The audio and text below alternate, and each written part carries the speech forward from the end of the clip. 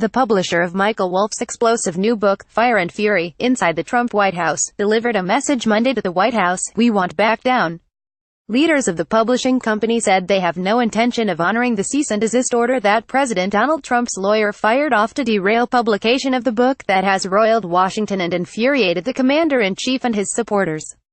The book was published by Henry Holt & Co., which is owned by Macmillan Publishing.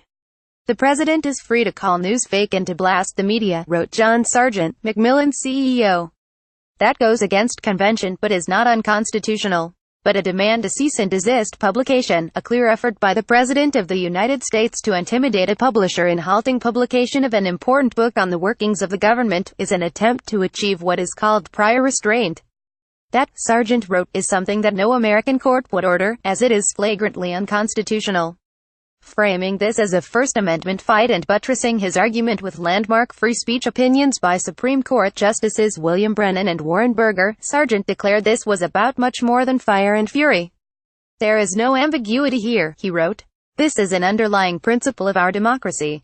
We cannot stand silent. We will not allow any president to achieve by intimidation what our Constitution precludes him or her from achieving in court." Sargent said the company was resisting the demand not just on behalf of Wolff and his book but also for all authors and their books, now and in the future. Copies of the book Fire and Fury, Inside the Trump White House by author Michael Wolff at the Book Culture bookstore in New York on January 5, 2018.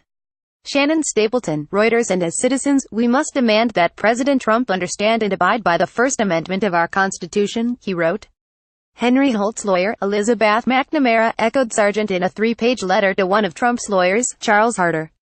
"You demand that my client cease publication of the book and issue a complete retraction and apology," she wrote. "My clients do not intend to cease publication, no such retraction will occur, and no apology is warranted." McNamara noted that Harder's cease-and-desist letter does not identify a single statement in the book that is factually false or defamatory. Instead, she wrote, the letter appears to be designed to silence legitimate criticism.